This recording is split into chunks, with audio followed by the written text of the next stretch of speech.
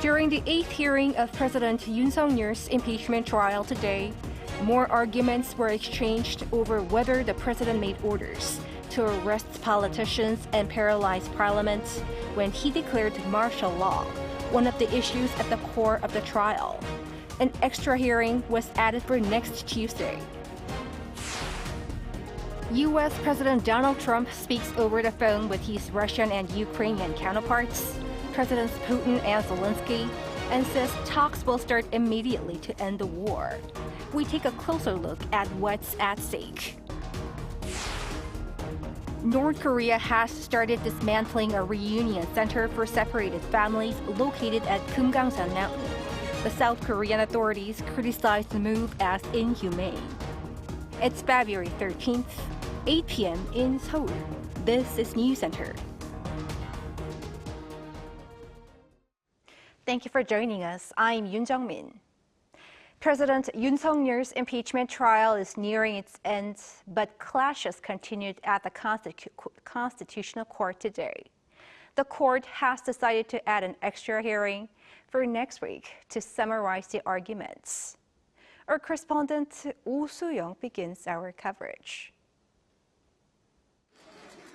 The battle of narratives continued at President Yoon Suk-yeol's impeachment trial as the 8th and initially last session was extended with another hearing scheduled for next Tuesday. Cho Tae-yul, the head of the Capital Defense Command's first security group, said he had been ordered by his commander Lee Ji-woo to pull out legislators from the parliamentary building. Lee Ji-woo, who was questioned at the court last week, had refused to answer whether he'd been given such an order by Yoon due to his ongoing criminal trial, while the president has denied issuing such instructions. Defense Minister Kim Yong-an has claimed the order was to pull out agents or yoon, not legislators or 의원, while Special Warfare Commander Kwak Jong-gun said the president said persons or inwon. More conflicting statements emerged during the session. National Intelligence Service Chief Cho Tae-yul cast doubt over the claims made by his deputy last week that the president ordered the arrest of politicians on the night of December 3rd. Deputy Director Hong Jang-won has said he had heard 14 to 16 public figures named as targets for arrest by counterintelligence commander Yo In-young, which he wrote down on a notepad outside Director Cho's residence. He claimed his secretary helped decipher it later, thus there were 2 notes in total.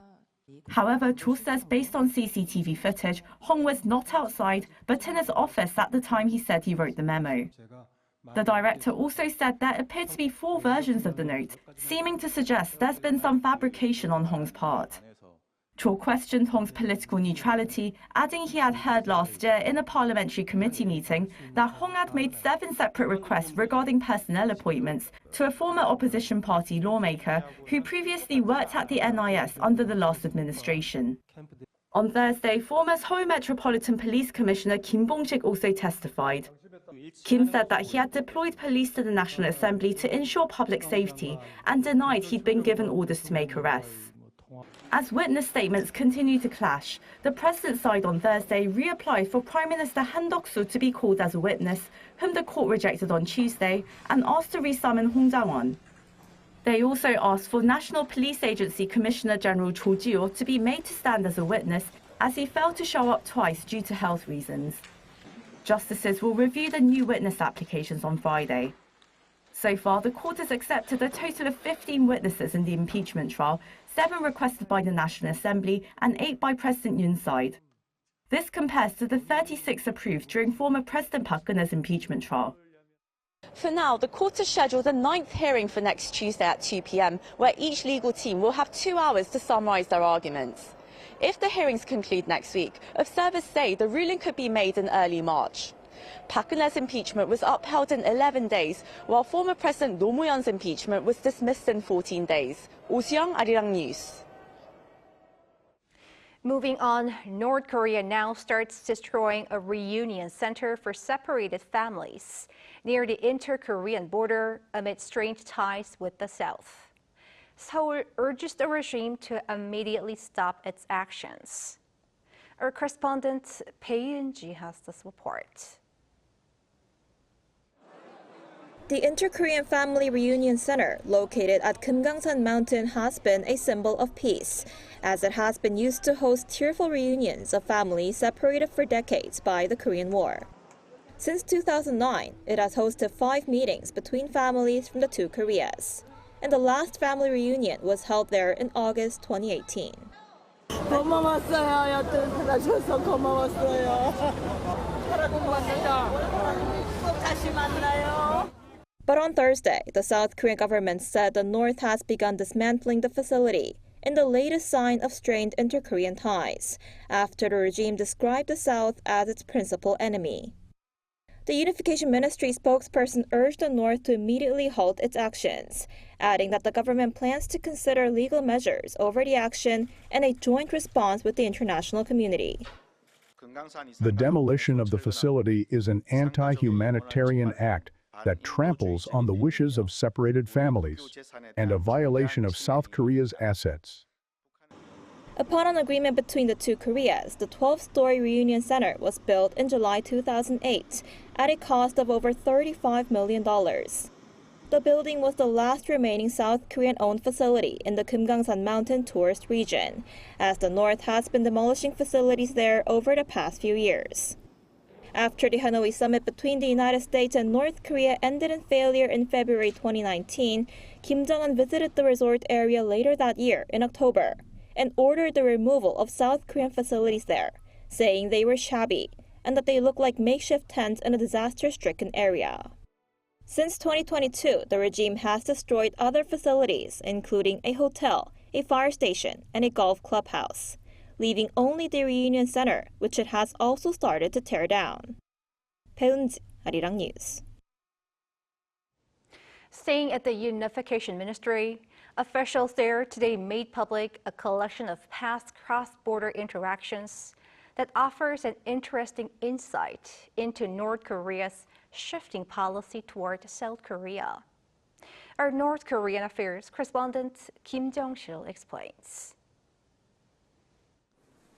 Looking back at history may offer insights into the future, especially when it comes to inter-Korean relations. On Thursday, the Ministry of Unification released newly declassified records of inter-Korean talks from the mid-1980s to early 1990s as part of its ongoing efforts to enhance public access to information and deepen understanding of North Korea. One of the most striking revelations from these records is how North Korea's stance on inter-Korean division has dramatically changed, contradicting what it once asserted. In official transcripts from 1990, Pyongyang condemned South Korea's anti-tank barriers near the military demarcation line, calling them a symbol of permanent division. It stated, "It is already heartbreaking that a military demarcation line exists within our nation, but having an artificial barrier built on top of it is nothing short of a national disgrace." North Korea further demanded the removal of these barriers, saying the concrete wall in the southern part of the demarcation line must be removed. Yet fast forward to today, Pyongyang is building its own barriers along the DMZ, demolishing cross-border roads and railways, and rejecting reunification, declaring South Korea a hostile state. As North Korea reinforces division, the Ministry of Unification is shedding light on the past. It says these records provide critical insight into Pyongyang's evolving stance on division and inter-Korean relations. Through these newly declassified documents, the public can get a vivid look at inter-Korean dialogue in the late 1980s and the records of preliminary meetings held in preparation for high-level talks in the 1990s. Those interested in reviewing these records can visit the Ministry of Unification's Inter-Korean Relations Management Bureau website or the Information Center on North Korea in Seoul. Kim Jong-sil, Arirang News.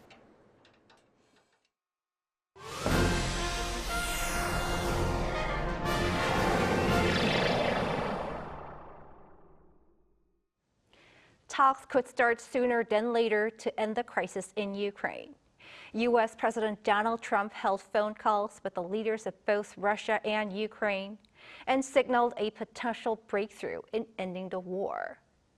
Park Go-nu takes a closer look. Hopes of peace talks to end the Russia-Ukraine war are growing. On Wednesday, U.S. President Donald Trump said he had a phone call lasting over an hour with Russian President Vladimir Putin, discussing securing a ceasefire in the near future. I can say with great confidence he wants to see it ended also. That's good. And we're going to work toward getting it ended, and as fast as possible. He added he ordered top U.S. officials to begin talks aimed at ending the war. Both leaders also agreed to meet in the future, with Putin inviting Trump to Moscow. Aside from that, Trump said their first meeting would probably take place in Saudi Arabia. Trump also had a phone call with Ukrainian President Volodymyr Zelensky on Wednesday, which Zelensky described as a long and meaningful discussion. We believe that America's strength, together with us and all our partners, is enough to pressure Russia and Putin into peace. However, one expert says some uncertain factors, including Ukraine's potential membership in NATO, remain that can complicate the peace talks from proceeding. I think Ukraine's stance to join NATO will not be accepted. Instead, Ukraine will still likely negotiate to secure at least some form of security assistance from the US. Setting territorial boundaries for Russia and Ukraine is another issue. Since Russia's goal was to gain more territory, this is a part it cannot easily concede. However, the justification for this is weaker than opposing Ukraine's NATO membership. But it seems likely that Russia will give up some territory in exchange for things like US sanctions relief. This comes with Russia currently occupying around 20% of Ukrainian territory, including Crimea and the areas of Donetsk and Luhansk that were taken before 2022. But the expert also stressed that it's unfortunate to see such a colonial-style expansion well after World War II, as countries had previously agreed to stop, and that it will now be remembered as a very bad precedent. Park Go-nu, Arirang News. In other news, Trump's reciprocal tariffs on American trade partners are expected to be announced on Thursday local time. Lee Seung-jae has the latest. U.S. President Donald Trump will announce his reciprocal tariffs sometime this week in response to tariffs being imposed on U.S. exports by other countries. According to White House Press Secretary Caroline Leavitt on Wednesday, Trump will announce his latest tariff plan before Indian Prime Minister Narendra Modi's visit this Thursday. Amid criticism over Trump's trade policies, the press secretary reiterated the U.S. president's call for even trade, adding that such policies are needed to benefit American workers and improve its national security. And it's very simple logic as to why the president wants to impose reciprocal tariffs. It's the golden rule, which we all learned when we were growing up in school. Treat others the way you want to be treated. And far too many nations around this world have been ripping off the United States of America for far too long. And that's why the president believes this will be a great policy that will benefit American workers and improve our national security. Meanwhile, with the reciprocal tariff announcement looming, countries have been in talks with Trump's trade officials. Earlier on Wednesday, Kevin Hassett, the director of the White House National Economic Council, said that Washington is in talks with other countries on reciprocal tariffs.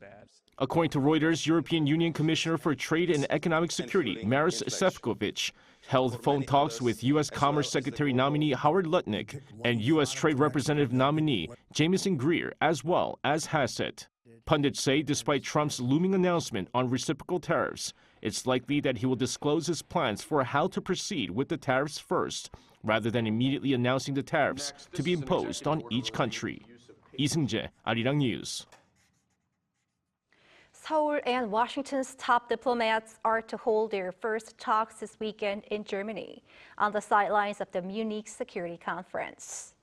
It's the first one-on-one meeting between South Korean Foreign Minister Cho Tae-yul and his counterpart, U.S. Secretary of State Marco Rubio, since President Trump took office in January for his second term. The talks are likely to take place on Saturday. The officials are expected to discuss North Korean nuclear issues, trilateral cooperation with Japan, and bilateral economic cooperation. South Korea and the U.S. are also reportedly coordinating details to hold a trilateral meeting with Japan. South Korea continues its strong performances at the Winter Asian Games in Harbin. 17-year-old Kim Gun-hee won the gold medal in the men's half-pipe event on Thursday after the final was canceled due to weather conditions. The rising star had ranked first in the qualification round the day before. Lee Ji-oh got the bronze. Another gold medal came in women's figure skating, with Kim Tae-yeon impressing the judges the most. Meanwhile, the team of Yekaterina Avakumova, Maria Abe, Ko Eun-jung, and Chung Joo-mi secured silver in the women's biathlon 4x6 kilometer relay.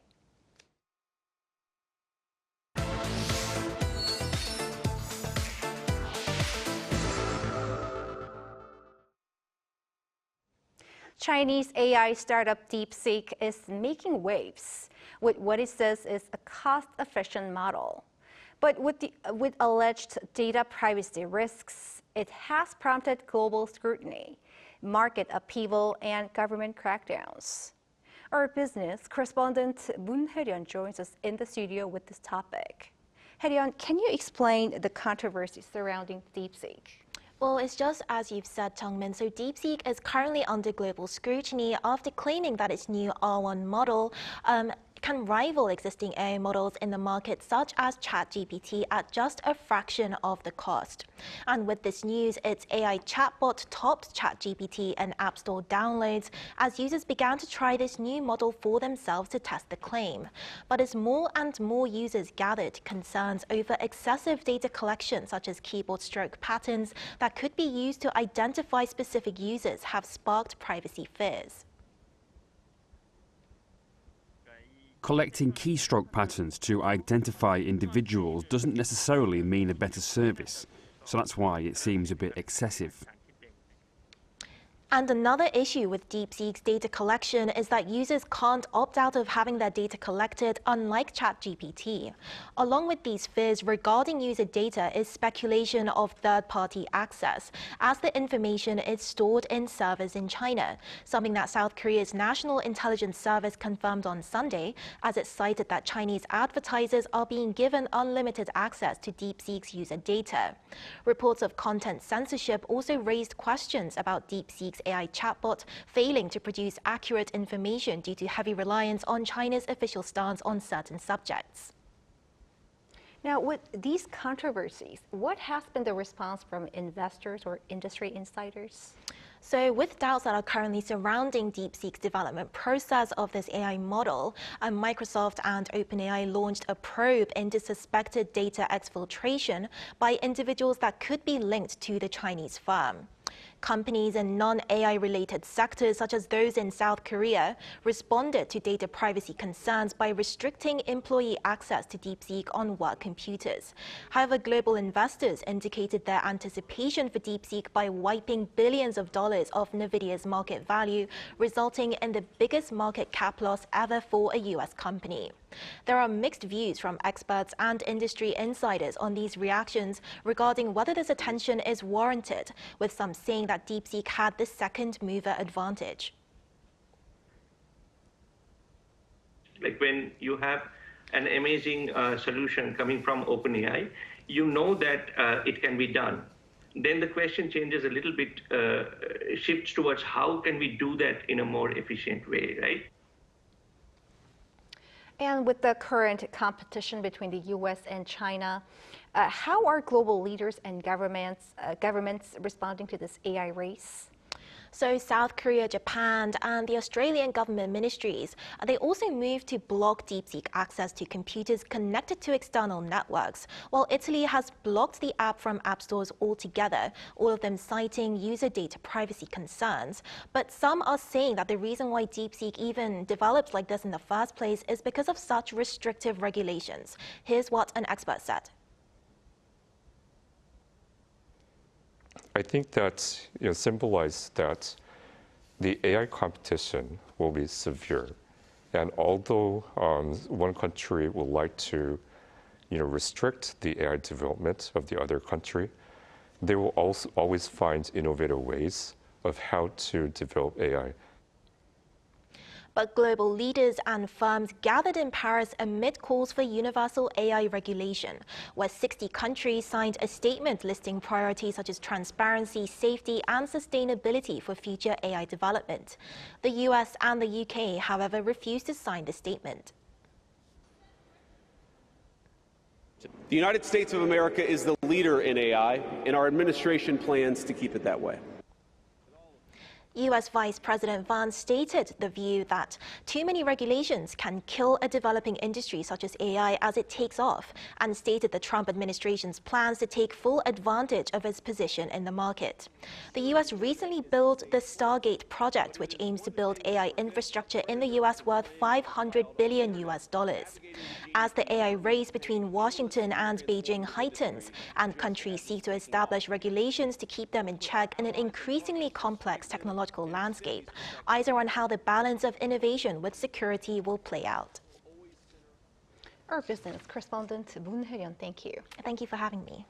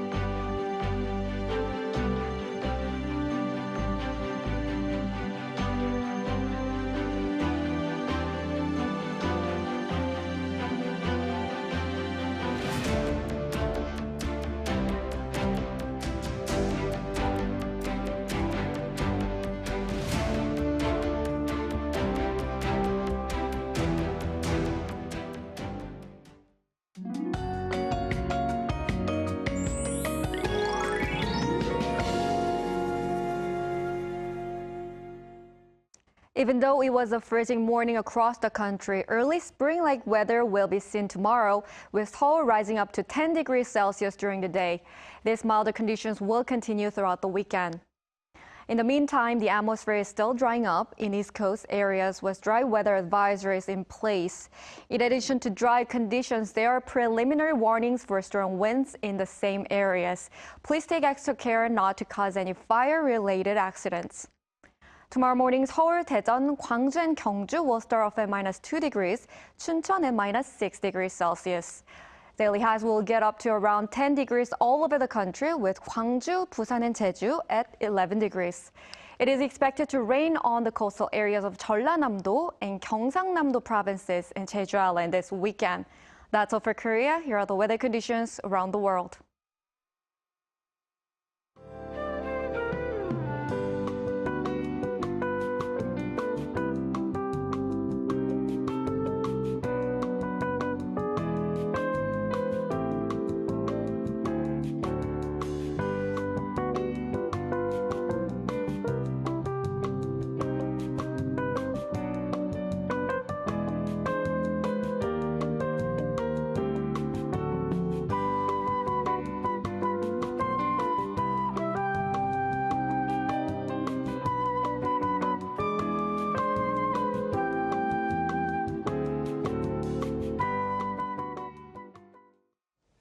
That is Newscenter for tonight.